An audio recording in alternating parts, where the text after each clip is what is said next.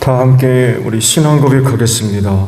나는 전능하신 아버지 하나님 천지의 창조주를 믿습니다. 나는 그의 유일하신 아들 우리 주 예수 그리스도를 믿습니다. 그는 성령으로 잉태되어 동정녀 마리아에게서 나시고 본디오 빌라도에게 고난을 받아 십자가에 못 박혀 죽으시고 장사된 지 사흘 만에 죽은 자 가운데서 다시 살아나셨으며 하늘에 오르시어 전능하신 아버지 하나님 우편에 앉아 계시다가 거기로부터 살아있는 자와 죽은 자를 심판하러 오십니다. 나는 성령을 믿으며 거룩한 공교회와 성도의 교제와 죄를 용서받는 것과 몸의 부활과 영생을 믿습니다. 아멘. 찬송가 86장 우리 부르시고 말씀을 봅니다.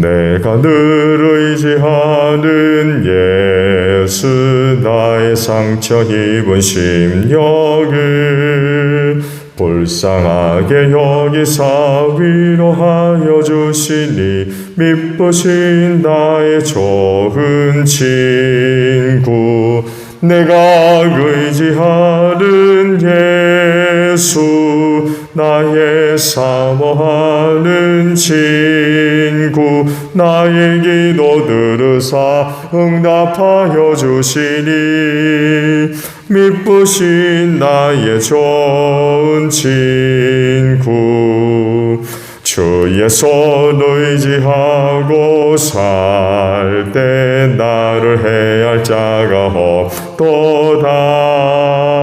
주님 나의 마음을 크게 위로하시니 미쁘신 나의 좋은 친구 내가 의지하는 예수 나의 사모하는 친구 나의 기도 들으사 응답하여 주시니 미쁘신 나의 좋은 친구 내가 요단강 건너가며 마음이 두려워서 떨 때도 주가 인도하시니 어찌 두려워하랴 미쁘신 나의 좋은 친구 내가 하는 예수 나의 사모하는 친구 나의 기도 들으사 응답하여 주시니 미쁘신 나의 좋은 친구 이후 천국에 올라가서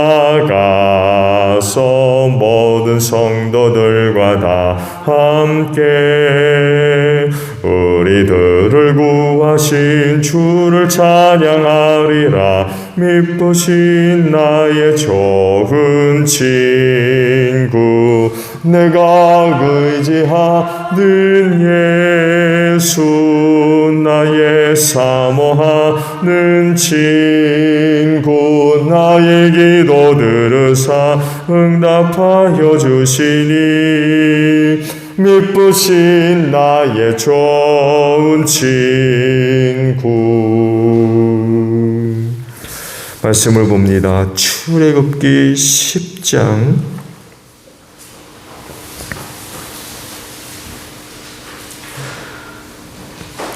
21절로 29절까지 말씀을 봅니다. 출애굽기 10장 21절로 29절이에요. 주님께서 모세에게 말씀하셨다. 너는 하늘로 팔을 내밀어라. 그러면 손으로 더듬어야 다닐 만큼 짙은 어두움이 이집트 땅을 덮을 것이다. 모세가 하늘에다 그의 팔을 내미니 이집트 온 땅에 사흘 동안 짙은 어둠이 내렸다. 사흘 동안 사람들은 서로 볼 수도 없었고 제자리를 뜰 수도 없었다.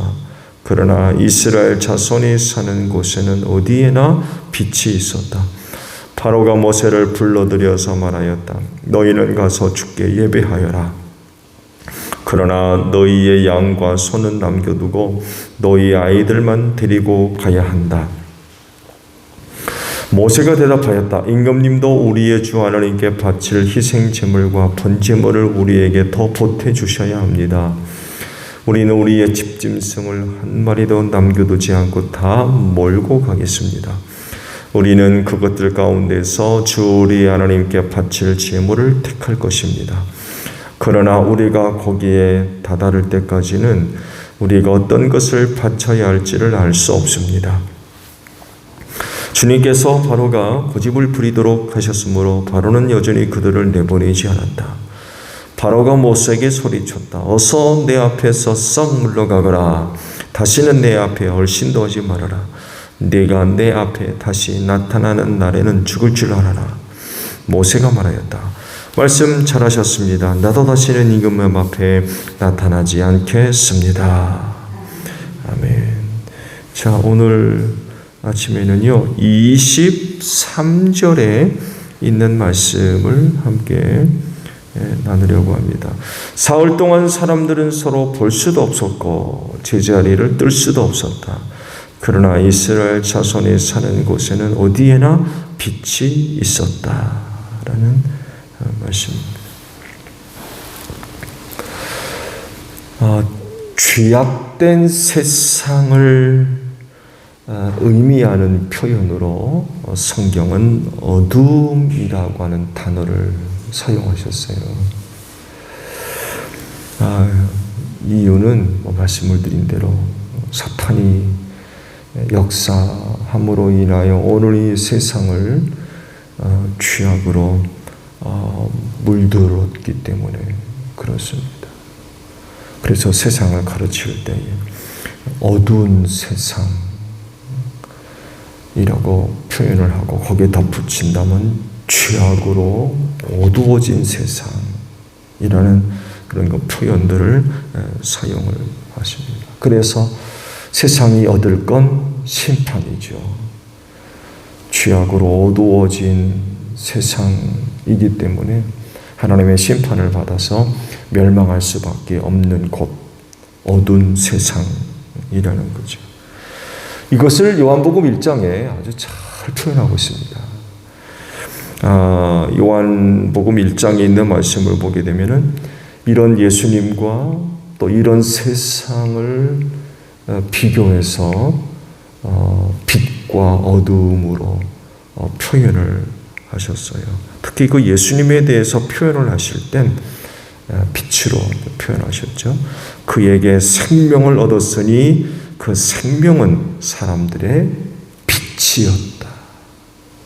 이런 말씀을 하세요. 사람들이 생명을 누구한테 줬습니까? 예수님이죠. 그렇죠? 그 예수님을 가리켜서 빛이라고 표현하셨어요. 이뿐만이 아니라 또 이렇게도 말씀하시죠. 그 빛이 어둠 속에 비치니 어둠이 그 빛을 이기지 못하였다 라고 말씀을 하시고 또 예수님을 가리켜서 다르게도 표현을 하십니다. 참빛이라는 말로도 표현하셨어요. 참빛이 있었다. 그 빛이 세상에 와서 모든 사람을 비추고 있다 라고도 표현을 합니다. 그 참빛이 이 세상에 와서 그 빛을 비추었다는 거죠. 생명을 주는 빛. 죄악된 어두운 세상에 참빛이 비추어서 사람들에게 생명을 주었다라고 말씀을 하십니다. 죄악된 세상은 결국 어두움에 갇혀 있었고 이곳에 이제 생명을 주는 빛이 비추었는데 그분이 바로 예수 그리스도이셨던 거죠. 빛이 있는 곳에는 당연히 어두움이 사라지죠. 빛이 조금이라도 있게 되면 어두움은 사라집니다. 물러가게 되어 있죠. 어두움이 있을 수가 없어요. 어두움은 어떻게도 빛을 이길 수 없습니다. 아무리 어두워도 빛은 이길 수 없어요. 빛만 있으면 어두움은 사라져 버리죠. 아무리 어두워도 빛을 덮을 수 없고, 어두우면 어두울수록 오히려 빛을 더하게 되죠. 조그만 빛이라도 그 빛을 더하게 되죠. 어두움이 깊으면 깊을수록 작은 빛이라도 더 환하게 빛을 낼 수밖에 없습니다. 어두움이 있게 되면 생명은 없습니다. 어두움이 있는 곳에는 생명이 있는 것이 아니라 죽음이 있죠. 멸망이 있습니다. 그렇지만 그런 곳에 빛이 비추면 생명의 싹이 돋습니다. 그래서 예수님을 빛으로 표현을 하셨어요. 죄악으로 어두워진 세상 생명이 없어요. 죄악으로 죽었기 때문에 그래요. 죄악으로 잠들었기 때문에 빛이 비치면 그 생명이 깨어나는 거죠. 그래서 하신 말씀이 앞서 말씀을 드린 대로 그에게서 생명을 얻었으니 그 생명은 사람들의 빛이었다 라고 말씀하신 이유가 바로 여기에 있습니다. 예수님은 멸망하는 어두운 세상에 생명이 되는, 또 생명을 주는 참 빛이십니다. 그러므로 생명을 얻을 자는 반드시 빛 가운데로 나아가야 돼요. 그 빛을 받아야 됩니다. 곧 예수를 믿어야 돼요. 예수를 영접해야 돼요. 그래야만 참 빛을 받아서 생명을 얻을 수가 있습니다. 우리에겐 생명이 없어요. 죄악으로 말미암아 죽었기 때문에 그래요. 이런 죽은 영혼이 살려면 참 빛 되시는 예수 그리스도를 반드시 믿고 영접해야 돼요. 그 빛을 받아야 돼요. 그래서 죄악된 세상이 구원함을 얻으려면 빛의 자리로 나아가야 돼요. 그 빛을 받아야 세상이 구원함을 얻을 수가 있는 거죠. 오늘 주신 말씀도 바로 이렇게 이해하시면 될 것 같아요. 이집트 땅에 어둠의 재앙이 내리게 되지요. 9번째 재앙이 내려서 사흘 동안 암흑 속에 이집트가 갇히게 됩니다. 그 어두움이 얼마나 심했는지 서로를 알아볼 수 없을 정도였고요. 그래서 자리를 뜰 수가 없었대요. 얼마나 어두우면 앞을 구분하지를 못하는 거예요. 그런 어두움을 경험해 본 일이 있나요? 지륵같이 어두운 밤이라고도 표현하는데 심각한 거죠. 꼼짝할 수 없을 정도로 어두움이 사흘 동안 이집트 땅에 내렸다는 것입니다. 단순히 빛만 없는 어둠이었을까요? 이집트 땅에 사흘 동안 그 어두움의 재앙이 내렸다는 건 이집트가 망했다는 얘기입니다. 생명이 없다는 얘기예요. 그렇지만 놀라운 일이 하나 있었죠. 고센 땅에만큼은 빛이 있었다라고 말씀을 하고 계십니다. 고센 지역 이외에 다른 지역과 극명하게 대비되는 현상이 벌어진 거죠. 그 빛이 어떤 빛이었는지 자세하게 언급은 안 돼 있지만 만약에 그 빛이 태양빛이었다고 하면 하늘로부터 태양빛이 고센 땅에만 비쳤던 거예요.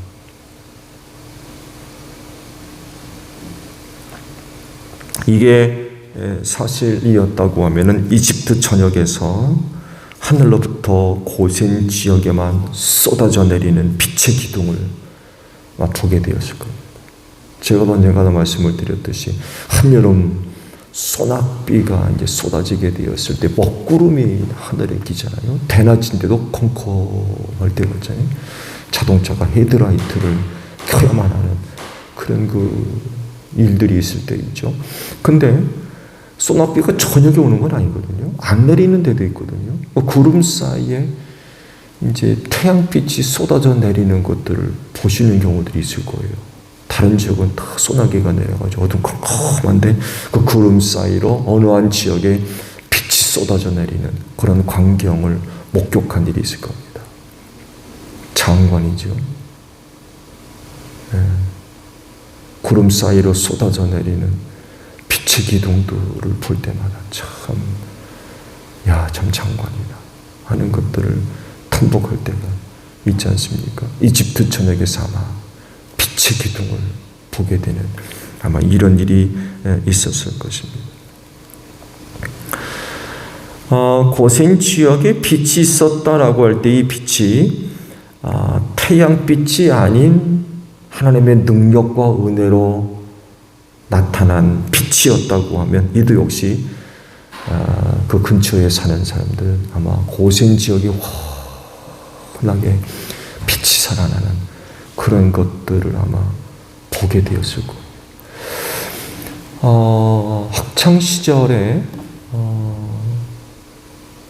그 계룡산 쪽에 큰 대형 산불이 난 적이 있었어요. 네, 저희가 보는 쪽 계룡산 너머에 이제 그쪽에서 불이 붙어가지고 이제 번져가는 그런 상황인데 불을 끄지 못하니까 이제 밤에 밤새껏 타는 거죠. 근데 집에서 계룡산 쪽을 이렇게 쳐다보면 그 반대쪽에 워낙에 불이 붙어가지고 빛이 올라오는 반사된다고 그래야 되나요? 그런 장관을 또 본 일이 있어요. 이쪽에는 불이 안 붙었지만 산등성 너머에 큰 불이 붙어가지고 그 불빛이 이제 밤밤에 이제 비춰지는 거죠. 환하게. 그걸 생각하시면, 그런 것들을 생각하시면 될 것 같아요.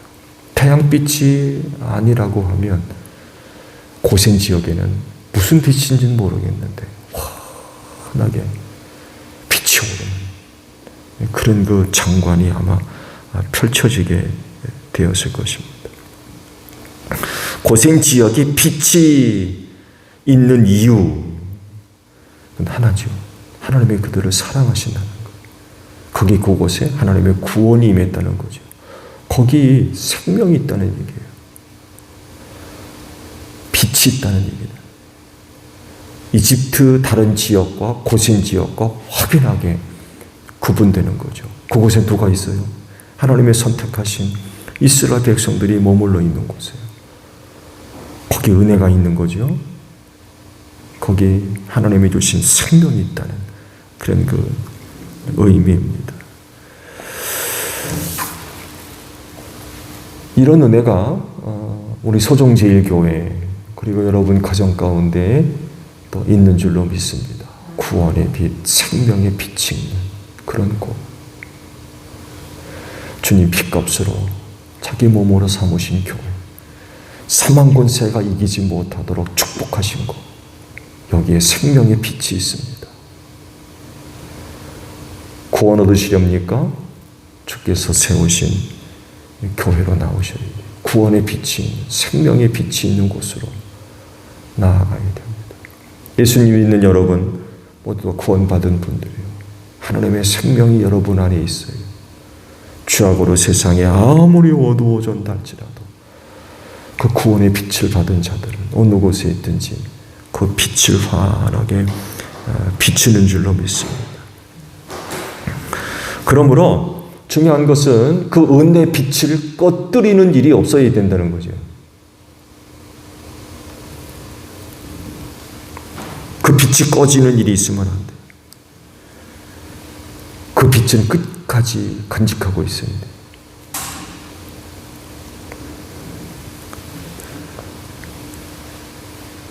그 빛이 꺼지지 아니하고 영원히 빛나게 하는 방법은 하나밖에 없습니다.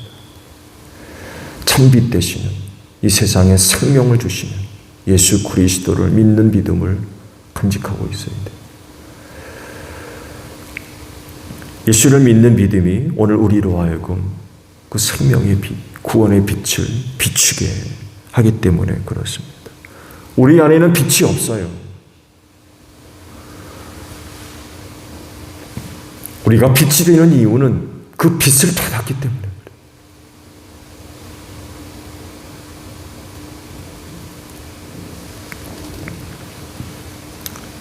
예수를 믿는 믿음을 간직하고 그 믿는 믿음을 지킬 때에 그 사람 안에 구원의 빛이 환하게 이제 드러나게 되는 거죠. 그러나 믿음을 버리면 그 빛은 사라지게 돼 있어요. 그 빛은 우리에게 오는 게 아니기 때문에 그래요. 예수님에게서부터 받은 것. 그분이 우리의 구원의 빛을 비추셨기 때문에 그 빛이 오늘 우리에게서 나오는 거지 우리 스스로 받는 게 아니에요. 그래서 그 예수를 참빛 되시는 예수 그리스도를 버리면, 그분을 믿는 믿음이 없으면 그 빛은 사라지고 대신 어두움에 갇히고 말 것입니다. 예수께서 제자들과 함께 마지막 6월절 만찬을 나누셨죠. 나누시면서 그동안 숨겨졌던 비밀을 밝히시죠. 너희 가운데 나를 팔 자가 있다. 제자들이 깜짝 놀라죠. 그동안 몇 차례에 걸쳐서 내가 예루살렘에 올라가면 유대인들에게 붙들려서 고난당하고 죽을 거다. 그러나 사흘 만에 다시금 부활할 것이라는 말씀을 이제 예루살렘에 가까이 이제 3년 차죠. 3년 차 예루살렘에 가까이 이르시면서 이런 예언의 말씀을 하기 시작했죠. 제자들은 이게 무슨 말인가? 다들 그렇죠. 그러다가 6월절 마지막 만찬 때 놀라운 이야기를 하신 거죠. 너희 가운데 나를 팔 자가 있다. 다들 놀랐어요. 그러면서 제자들의 반응이 뭡니까? 납니까? 주님 접니까? 근데 거기에 가룟 사람 유다가 껴있어요. 대제사장들과 협상을 하고 거기 와 있거든요. 뻔뻔스럽게도 그가 납니까? 라고 물었어요.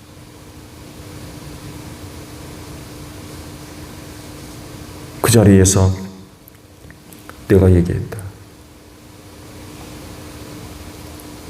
밝혀지게 된 거죠. 그러자 가룟사람 유다가 예수께서 찢어준 빵 조각을 들고는 바깥으로 나가버렸어요. 이걸 요한복음은 이렇게 표현하셨습니다. 유다는 그 빵 조각을 받고 나서 곧 나갔다. 그 뒷표현이 참 흥미로워요. 때는 밤이었다 라고 표현하고 있어요. 여러분이 밤이었다라고 하는 표현이 단순히 시간적으로 또 상황적으로 태양빛이 없는 저녁, 어두움만 얘기한 걸까요? 결코 그렇지 않습니다. 단순하게 시간을 의미하는 그런 표현이 아니었죠. 유다의 밤은 죄악의 밤이었고 그건 심판받을 것이었고 멸망이 있는 어두움이었어요.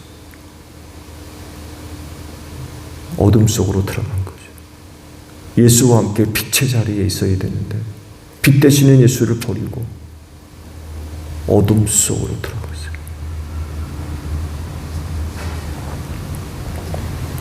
여러분은 이런 어둠 속으로 들어가는 일은 절대로 있으면 안 될 줄로 믿습니다. 오히려 어둠에서 나와서 빛의 자리로 나아가야지, 빛의 자리에 있던 사람들이 어둠 속으로 들어가는 그런 일들이 있으면 절대로 안 된다는 거죠. 빛이 있는 고센 지역에 있어야 살아요. 거기 하나님의 은혜가 있기 때문에 그렇습니다. 여러분은 전에 어두움에 있다가 빛의 자리로 나온 자들입니다. 빛 대신 예수께 온 사람들이에요. 예수를 믿는 믿음으로 말미암아 참빛 되시는 예수님으로부터 생명의 빛을 얻은 사람들, 그걸 버리고 유다와 같이 어둠 속으로 들어가는 이런 모습이 있으면 안 되죠.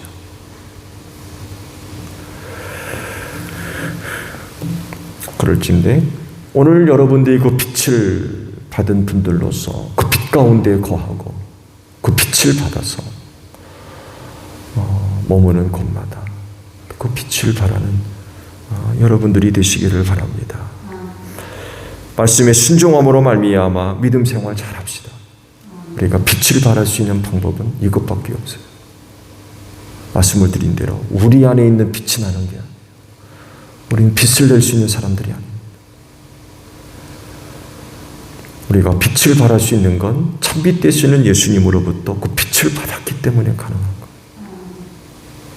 그래서 믿음 생활 잘해야 돼요. 예수 잘 믿어야 돼요. 우리가 이렇게 생활하면 여러분이 머무는 곳에서 빛이 될 수 있어요. 세상이 아무리 어두워도 어두움이 우리를 삼킬 수 없어요. 우리를 덮을 수 없어요. 오히려 빛을 발하는 여러분으로 말미암아 그 어두움이 물러가게 될 줄로 믿습니다. 그 밤길에서 어둠 속에서 갈 길 몰라 어디로 가야 될지 헤매이는 영혼들이 얼마나 많이 있습니까? 그러나 빛이 된 여러분들이 그 어둠 속에 들어가서 빛을 발하며 많은 사람들이 구원의 길, 생명길을 발견하게 될 줄로 믿습니다. 빛 되시는 예수님으로부터 그 생명의 빛을 받아서 죄악으로 어두워져가는 세상에서 그 빛을 바라는 여러분들이 되시기를 바랍니다. 주기도문 하겠습니다. 하늘에 계신 우리 아버지, 아버지의 이름을 거룩하게 하시며 아버지의 나라가 오게 하시며 아버지의 뜻이 하늘에서와 같이 땅에서도 이루어지게 하소서. 오늘 우리에게 일용할 양식을 주시고 우리가 우리에게 잘못한 사람을 용서하여 준 것 같이 우리 죄를 용서하여 주시고 우리를 시험에 빠지지 않게 하시고 악에서 구하소서. 나라와 권능과 영광이 영원히 아버지의 것입니다. 아멘. 기도하겠습니다.